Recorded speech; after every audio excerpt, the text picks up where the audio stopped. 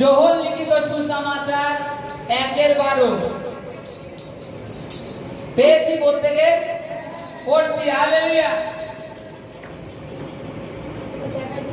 যোহন লিখিত সুসমাচার 1:12 কিন্তু যত লোক তাহাকে গ্রহণ করিল সেই সকলকে যাহারা তাহার নামে বিশ্বাস করে তাহাদিগকে তিনি ঈশ্বরের সন্তান হইবার ক্ষমতা দিলেন।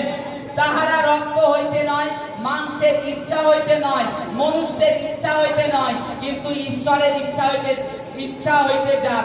হালেলুয়া। যোহন কত? হালেলুয়া। এই বাক্যের মহত্বটা কি বলছে? কিন্তু যত লোক তাহাকে গ্রহণ করিলেন সেই সকলকে যাহারা তাহার নামে বিশ্বাস করে তাহাদিগকে তিনি ঈশ্বরের সন্তান হইবার ক্ষমতা দিলেন। হালেলুয়া।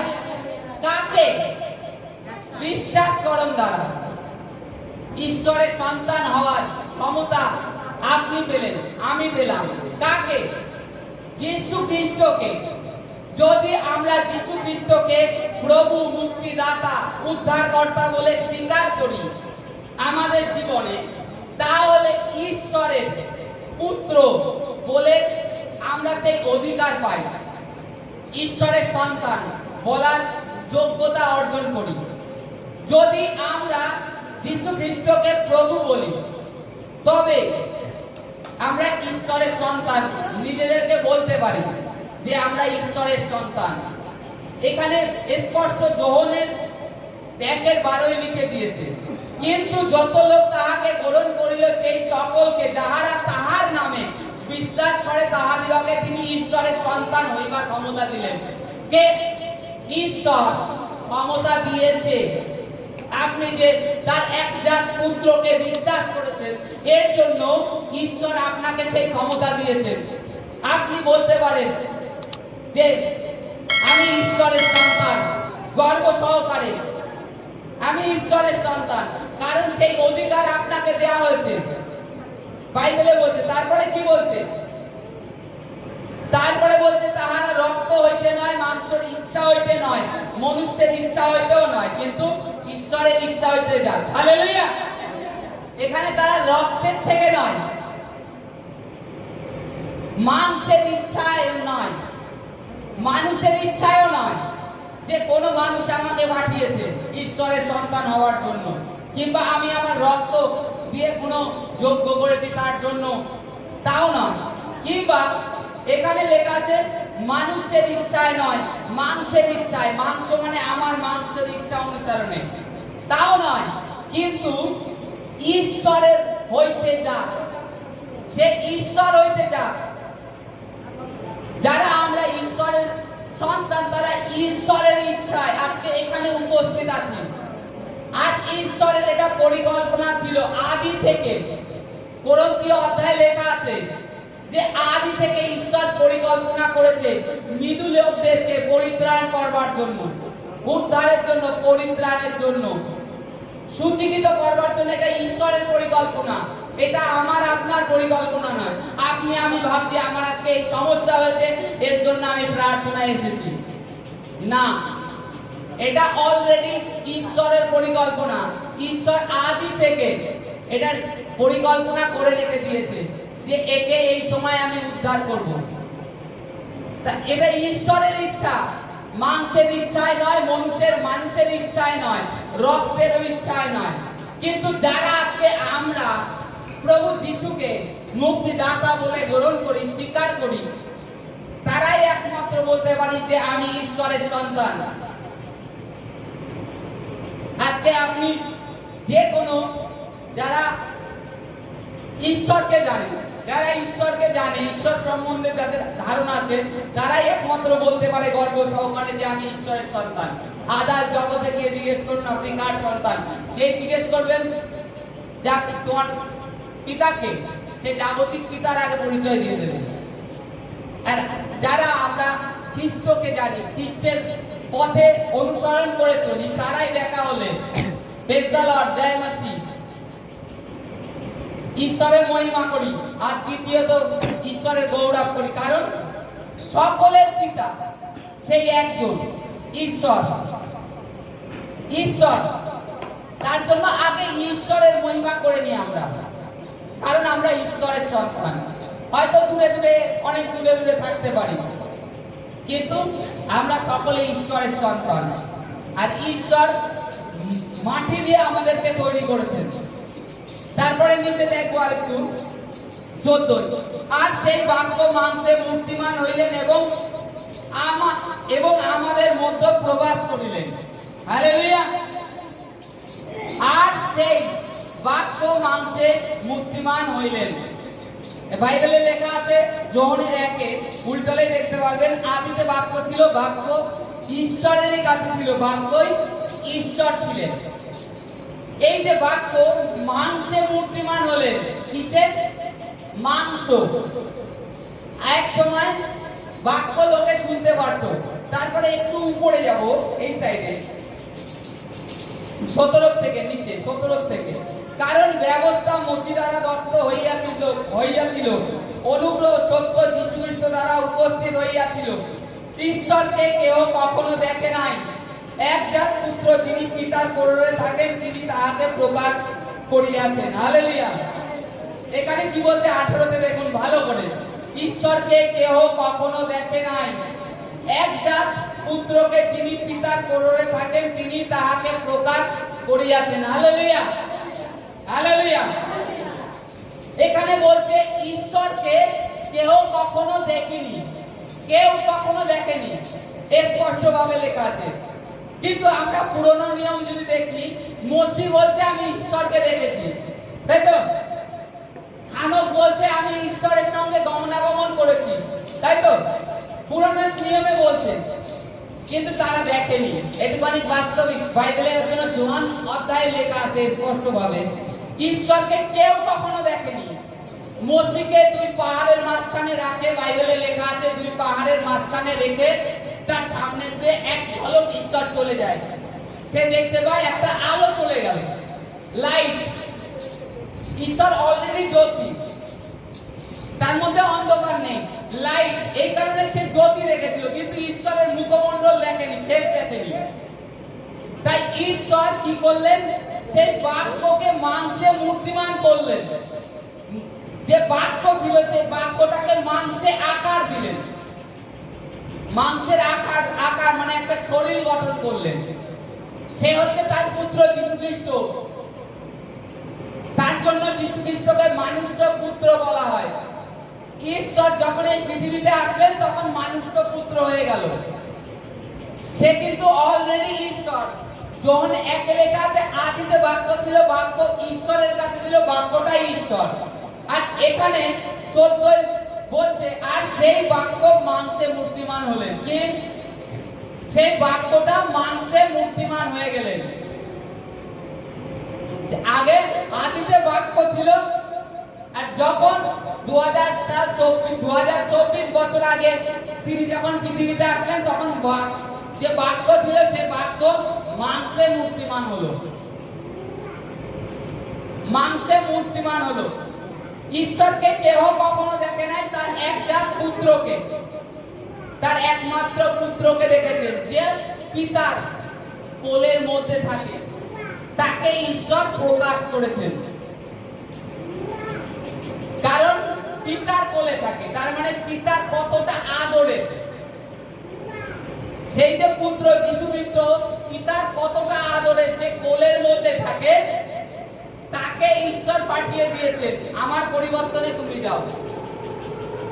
আজকে সামথিং আমাদের কোন যদি উদাহরণ, বিয়ে বাড়ি নিমন্ত্রণ থাকে, অনেক সময় পিতারা যেতে পারে না, তাদের সন্তানদেরকে পাঠিয়ে দেয়। কারণ কি? সে যদি যায়, যে বাড়ি অনুষ্ঠান হচ্ছে সেই বাড়িতে যদি যায়, সেই যে নিমন্ত্রণ ব্যক্তি, সে কি দেখে? যে সেই বাড়ি থেকে এসছে, তার ছেলে এসছে নিমন্ত্রণ রক্ষা করতে। এটা কিন্তু মানে আমরা করে থাকি। আজকে ঈশ্বর তিনি এসছেন তার পুত্রের মাধ্যমে, পুত্রকে পাঠিয়েছেন, যেন ঈশ্বর যে প্রতিজ্ঞা করেছিলেন মানব জাতির উদ্ধারের, তার পুত্রের দ্বারা সেটা পূর্ণ করেন। এই কারণে এই কারণে ঈশ্বর তার পুত্রকে মাংসে মূর্তিমান করলেন। আর যারা আমরা যীশু খ্রিস্টকে মুক্তিদাতা বলে স্বীকার করি, তারাই এই অধিকার প্রাপ্ত হই, আর তারাই এই অনুগ্রহের নিচে, তারা ঈশ্বরের সন্তান হই।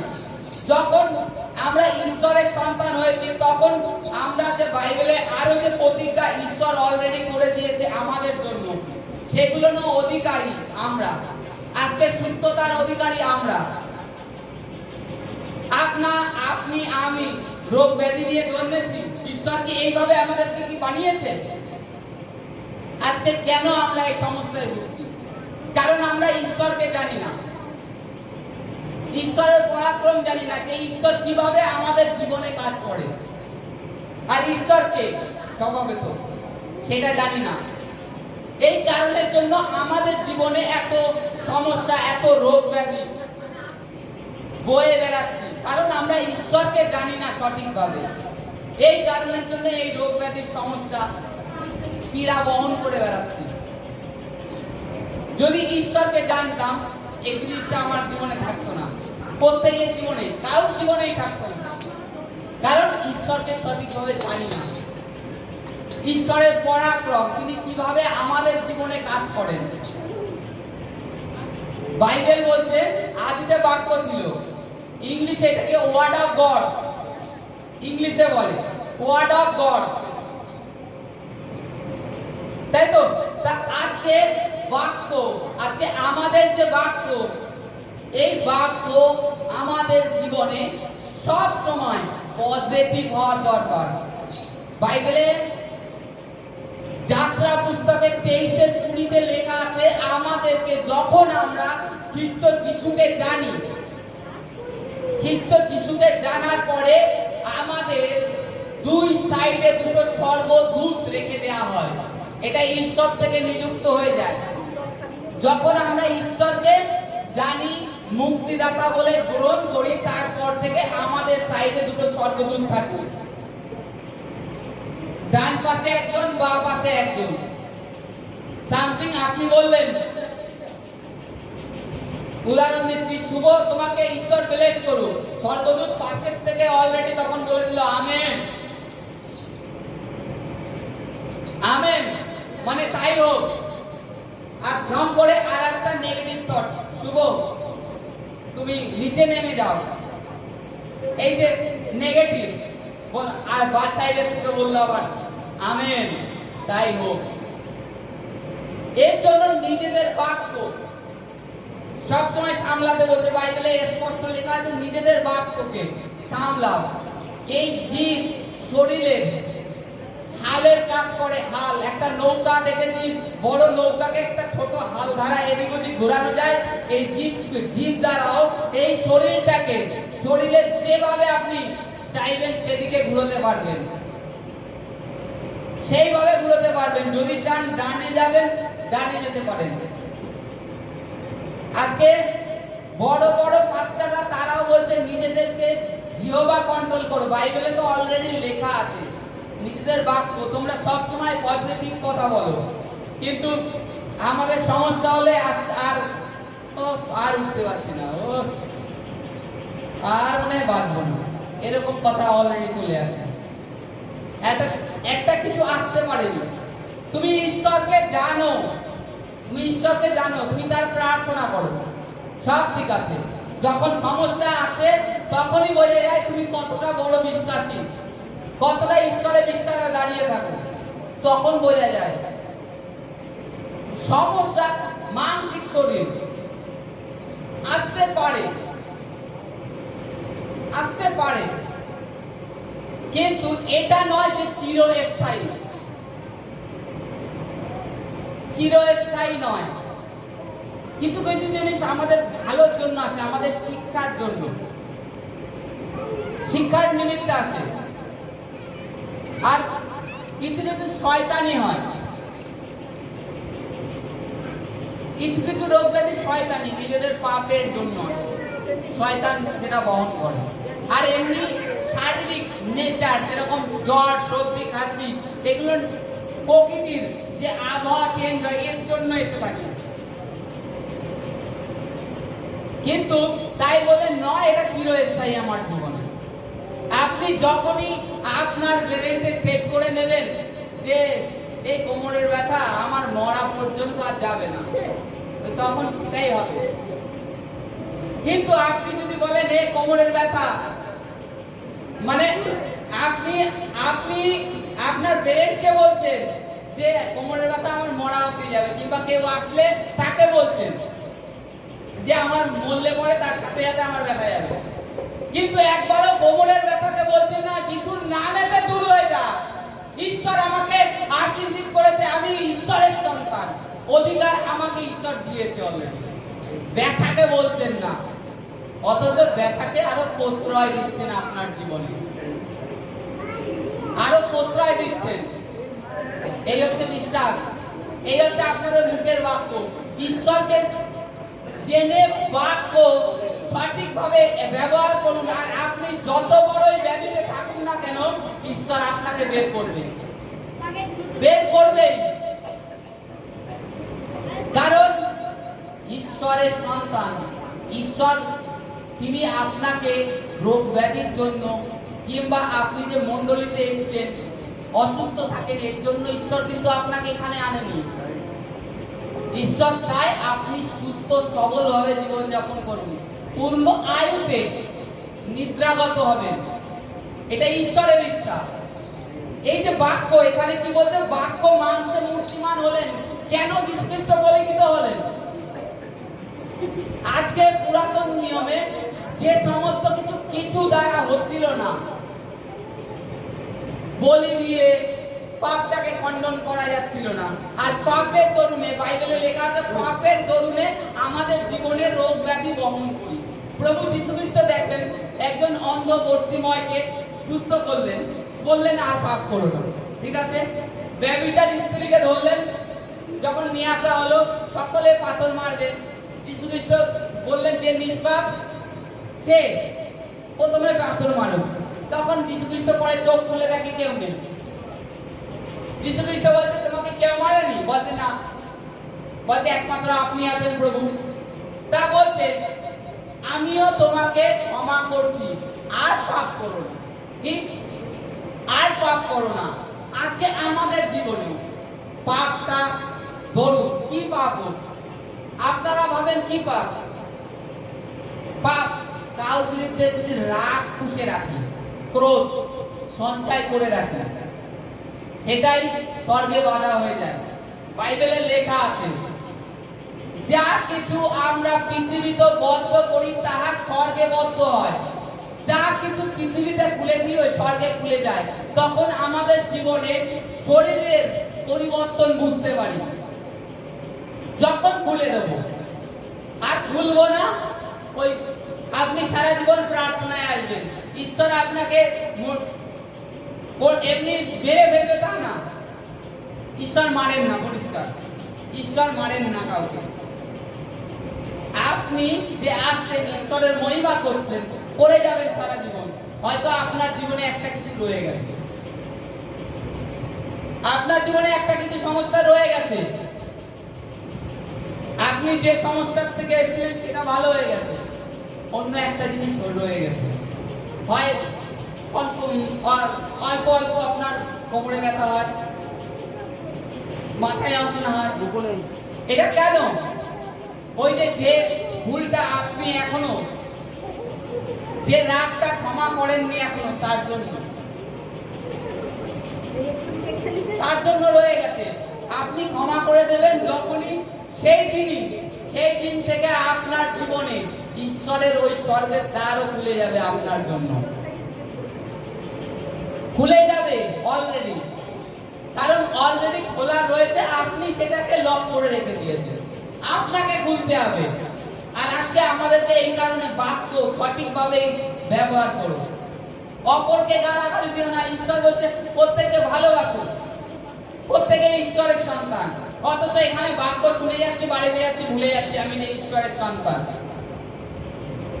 ওর বাড়ির ছাগল এসে আমার গাছ খেয়ে দিল, ওর বাড়ির গরু, এইবার শুরু হয়ে গেল। ওই বাড়ির দুটো পাতা পড়েছে, অশান্তি, গন্ডগোল, এইটাই তো। একবারই গত 2-3 সপ্তাহ আগের কথা, আমি একবারই কাজে গিয়েছি। পাশের বাড়ি এই যে সীমানা, অন্য বাড়িতে বাংকার, এই সীমানা এই ওই বাড়ির বাংকার, এই বাড়িতে বাংকারটা পুরো এই বাড়িতে সানসেট। তা আমি বলছি, আমি জিজ্ঞেস করছি, ভাই এইটা কি ব্যাপার, সীমানা তো তোদের এই, আমি জিজ্ঞেস করছি তার কাছে, এইটা হচ্ছে তোদের সীমানা, তা এই বাড়িটার বাংকারটা কেন এখানে? বলছে দাদা কি বলবো, আমাদের তো আর পয়সা নেই, তা আমাদের বাড়ির থেকে নাকি ধুমো যায়, এই কারণে আমাদের বাড়ির মধ্যে বাংকার। রান্নার কাঠে রান্না করে ধুমো নাকি ওই বাড়ি যায়, তাই বাংকার এই বাড়িতে। বলুন, এই হচ্ছে মানুষের স্বভাব। ধুমা ওই বাড়ি কাঠে রান্না করে, ওদের বাড়ি ধুমো নাকি যায়, ধুমো যেটা উপরে উড়ে যায়, তার জন্য নাকি বাংকার ওরা ভাঙবে না। এরকম মানুষ দেখুন, আজকে সে এ গরিব বলে এ ছেড়ে রেখে দিয়েছে, কোনো ব্যাপার নেই, যাও কি হবে। তাদের চিন্তাধারা দুদিন পরে এদের যে গরিব মানুষ, এদের মধ্যে চিন্তাধারা যে আজ মরলে কাল আমাদের দুদিন হবে, তাই এ নিয়ে কি করব, এ কারোর সঙ্গে যাবে না। কিন্তু এই যে মানুষের ভুল ধারণা, এই কারণে জীবনে দেখুন যে তাদের বাড়িতে হয়তো কত সমস্যা লেগে আছে। আজকে মানুষকে তুমি দেখতে পাচ্ছ, সেই মানুষকে তুমি ভালোবাসছো না, আবার করে গর্ব করে বলছো আমি ঈশ্বরকে ভালোবাসি, এটা মিথ্যা কথা। আগে একে অপরকে ভালোবাসো, নিজের প্রতিবেশীকে ভালোবাসো, তবেই হবে ঈশ্বরকে ভালোবাসা। তারপরে বলতে পারবে আমি ঈশ্বরকে ভালোবাসি। রাস্তাঘাটে সাইকেল নিয়ে কোনো একজন এসে আপনাকে মেরে দিল, আপনি হয়তো পিছন করে জম করে একটা গালাগালি দিয়ে দিলেন। কিংবা এই আমরা খ্রিস্টের সন্তান, মানে ঈশ্বরের সন্তান যখন হতে হয়, তখন নিজেদেরকে কত কন্ট্রোল করতে হয়। যখন আপনি ভুল করেননি, আপনার গায়ে এসে মেরে দিয়েছে, আপনি তাকে ক্ষমা চেয়ে নিয়ে চলে আসতে।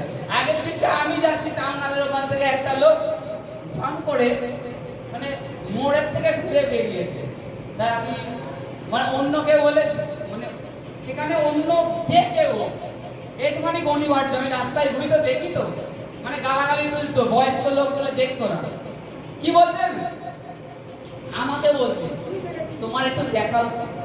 আমি বলছি আমি তো আসছি সোজা, আপনি তো বেরোচ্ছেন, আপনার তো বেল দেওয়া উচিত, আমি তো সোজা রাস্তায় যাব, কিন্তু আপনি তো মোড়ের থেকে টার্নিং নিয়ে বেরোচ্ছেন। আমি এইভাবে বলছি, আপনি বেরোচ্ছেন কাকা, আপনার তো একটু দেখা উচিত। তখন সে বুঝতে পেরেছে, সে ধম করে নভে চলে গেছে, কারণ দেখছে আমারই ভুল। মানে উনি অ্যাকচুয়ালি, আমি বুঝতে পারলাম যেটা অন্যমনস্ক হয়ে গেছে। তা আজকে আমাদেরকে সবসময় বাক্যকে কন্ট্রোল করতে হবে, কারণ এখানে অলরেডি লেখা আছে বাক্য মাংস মূর্তিমান হয়েছে, আর বাক্য এসে আমাদের চোখ খুলে দিয়ে গেছে। আর তিনি জ্যোতি লাইট, আর আজকে লাইটই তিনি দিয়ে গেছেন। আজকে এই বাক্যকে আমাদের ঈশ্বরের বাক্য দেখানো, তার বাক্য মেনে চলতে হবে। এই বাক্যে লেখা আছে, এই বাক্য সমস্ত কিছু সঠিকভাবে পালন করতে হবে, তবেই দেখতে পারবো ঈশ্বর আমাদের জীবনে কাজ করে কিনা, আমরা অসুস্থ থাকি কিনা। আর আজকে আপনি যদি নিজেকে দুর্বল পীড়িত মনে করে থাকেন, আপনি যদি ঈশ্বরের বাক্যটাকে সঠিকভাবে ব্যবহার না করেন, কার্য হচ্ছে হবে, চলে যাচ্ছে। সঠিকভাবে বাক্য নিয়ে প্রার্থনা করুন। ঈশ্বর বাক্যর বাইরে যায় না, আর ঈশ্বর বাক্যর যে প্রতিজ্ঞা করেছে তা একটা এদিক ওদিক হবে না। এখানে লেখা আছে আমরা ঈশ্বরের সন্তান হওয়ার অধিকার ঈশ্বর আমাদেরকে দিয়েছে। আমরা রক্তের দ্বারাও আসিনি, মানুষের ইচ্ছা দ্বারাও আসিনি। মানুষের ইচ্ছায় কেউ আমাকে জোর করে নিয়ে এসে এখানে বসিয়ে দিয়েছে তাও নয়, কিংবা কেউ আমাকে হুমকি দিয়েছে তাও নয়। ঈশ্বরের ইচ্ছা হইতে জাত আমরা, ঈশ্বরের ইচ্ছা হচ্ছে আদিতে যে আমাদেরকে পরিত্রাণ করেন, এই কারণের জন্য এখানে আপনাকে আমাকে প্রত্যেককে উপস্থিত করেছে। এটা ঈশ্বরের ইচ্ছা, আমাদের ইচ্ছা নয়, মানুষের ইচ্ছাও নয়, ঈশ্বরের পরিকল্পনা। ঈশ্বর পরিকল্পনা করে রেখেছে। Hallelujah, hallelujah. আরেকটি বাক্যে যাব, হালেলুয়া।